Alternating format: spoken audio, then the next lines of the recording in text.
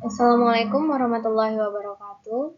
Saya Cindy Aurelia Nabila dengan NIM 2100243. Di sini saya merupakan anggota kelompok 9 pada mata kuliah Kebijakan Pendidikan.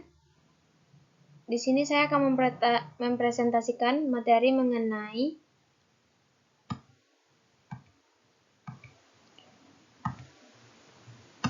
permasalahan implementasi kebijakan. Baiklah, pertama saya akan membahas mengenai pengertian implementasi kebijakan. Konsep implementasi kebijakan adalah mengarah pada suatu aktivitas atau suatu kegiatan yang dinamis dan bertanggung jawab dalam melaksanakan program serta menetapkan tujuan dari kebijakan tersebut sehingga pada akhirnya akan mendapatkan suatu hasil yang sesuai dengan tujuan atau sasaran kebijakan itu sendiri. Sedangkan menurut Mazmani dan Sapir dalam Wahab 2001 halaman 68, arti implementasi kebijakan adalah pelaksanaan keputusan kebijakan dasar biasanya dalam bentuk undang-undang, namun dapat pula berbentuk perintah-perintah atau keputusan eksekutif yang penting atau badan peradilan lainnya. Keputusan tersebut mengidentifikasi masalah yang ingin diatasi, menyebutkan secara tegas tujuan atau sasaran yang ingin dicapai dengan berbagai cara untuk menstruktur atau mengatur proses implementasinya. Sedangkan menurut teori Van Meter dan Van Horst dalam Agustino tahun 2006 halaman 139 mendefinisikan implementasi kebijakan sebagai tindakan-tindakan yang dilakukan baik oleh individu-individu atau pejabat-pejabat atau kelompok-kelompok pemerintah atau swasta yang diarahkan pada pencapaian tujuan-tujuan yang telah digariskan dalam keputusan kebijakan.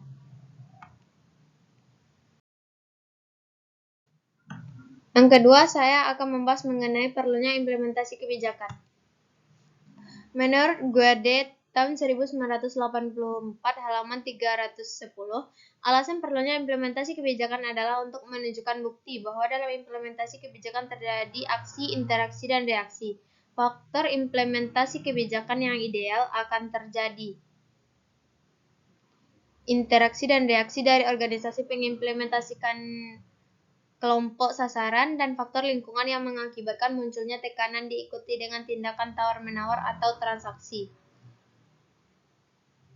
Melalui transaksi tersebut diperoleh umpan balik yang oleh pengambil kebijakan dapat digunakan sebagai bahan masukan dalam perumusan kebijakan selanjutnya.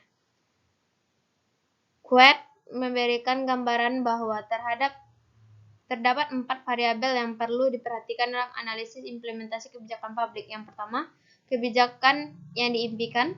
Kedua, kelompok target. Yang ketiga, organisasi yang melaksanakan. Yang keempat, faktor lingkungan.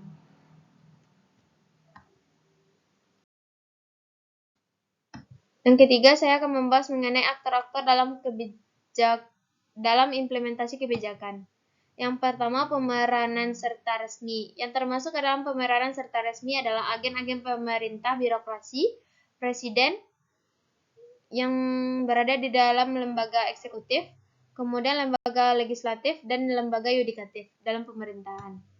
Yang kedua, pemeran serta tidak resmi. Yang termasuk dalam kelompok pemeran serta tidak resmi meliputi kelompok-kelompok kepentingan, partai politik, dan warga negara individu.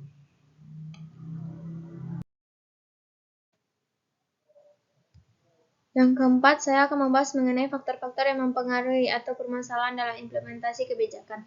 4 isu pokok yang disarankan oleh Edward III agar implementasi kebijakan menjadi efektif diuraikan kembali oleh Nugroho tahun 2014 halaman 573 dalam bukunya Public Policy, yaitu pertama, komunikasi atau communication. Komunikasi berkenaan dengan proses penyampaian informasi kebijakan dari pembuat kebijakan policy maker kepada pelaksanaan kebijakan policy implementer. Komunikasi sangat diperlukan bagi terselenggaranya sebuah kebijakan. Kebijakan tidak akan bisa dipahami oleh pelaksanaan kebijakan tanpa adanya penjelasan apa dan bagaimana kebijakan tersebut akan direalisasikan. Sosialisasi merupakan salah satu sarana yang bisa dipakai untuk melakukan proses komunikasi karena informasi telah disampaikan kepada pelaku kebijakan agar pelaku kebijakan dapat memahami apa yang menjadi isi, tujuan, arah, kelompok sasaran atau target grup kebijakan sehingga pelaku kebijakan dapat mempersiapkan hal-hal apa saja yang berhubungan dengan pelaksanaan kebijakan. agar proses implementasi kebijakan bisa berjalan dengan efektif serta sesuai dengan tujuan kebijakan itu sendiri.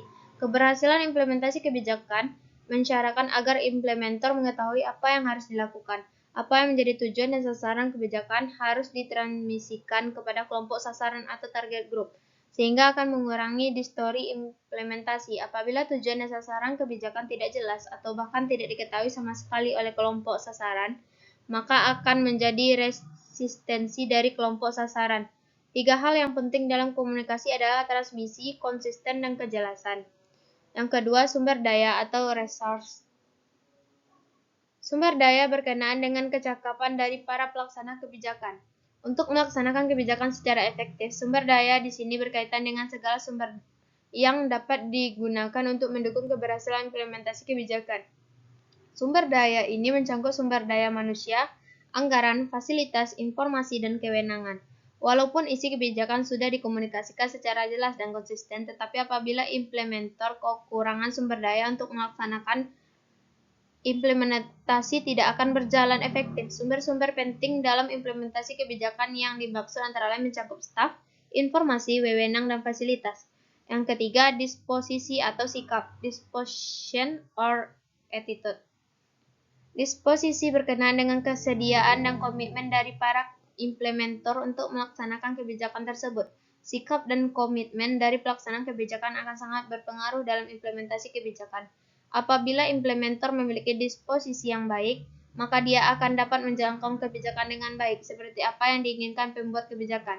Ketika implementer memiliki sikap atau perspektif yang berbeda dengan pembuatan kebijakan, maka proses implementasi kebijakan juga menjadi tidak efektif. Hal-hal penting dalam disposisi implementer antara lain sikap pelaksanaan, tingkat kepatuhan pelaksanaan, dan pemberian insentif. Yang keempat, struktur birokrasi. Bureaucracy structure. Struktur birokrasi berkenaan dengan mekanisme dan struktur birokrasi itu sendiri. Mekanisme dalam implementasi kebijakan biasanya sudah dibuat standar operasional prosedur (SOP). SOP menjadi pedoman bagi setiap implementer dalam bertindak agar dalam pelaksanaan kebijakan tidak melenceng dari tujuan dan sasaran kebijakan. Birokrasi sebagai pelaksanaan harus dapat mendukung kebijakan yang telah diputuskan secara politik dengan jalan melakukan koordinasi dengan baik.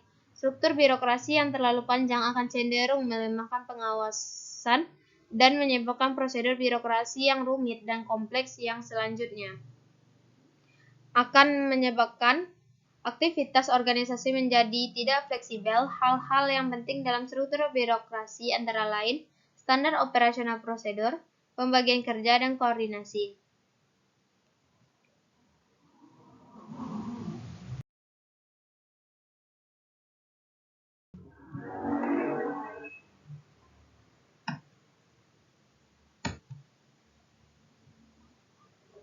Sekian dari saya. Kalau ada kata-kata yang salah, mohon dimaafkan. Assalamualaikum warahmatullahi wabarakatuh.